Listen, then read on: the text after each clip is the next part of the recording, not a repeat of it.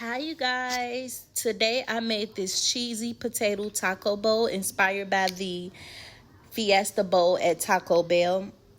And y'all, this is an easy, lazy version for my busy moms or just my people who don't have a lot of time. Y'all, this was so freaking good. You want to try these. So I took some potato tots and put them on a sheet pan. You can throw it in the air fryer, but I chose to throw mine in the oven.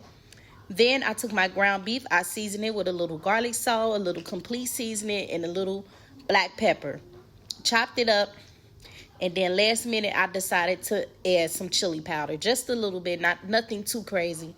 And then I just, cooked the meat, set it to the side, put some Kobe Jack finely shredded cheese over top, melted it, put my meat on top. Then I added some nacho cheese over top so that it can be extra cheesy. And look, y'all, I topped it with some sour cream and pico de gallo. And y'all, you talking about good. Like, my kids complained when I told them about the idea.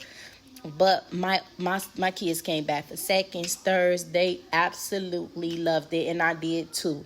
It was so good. Make sure y'all try this version of the potato bowl. I almost said potato taco, or AKA nacho fries. So good.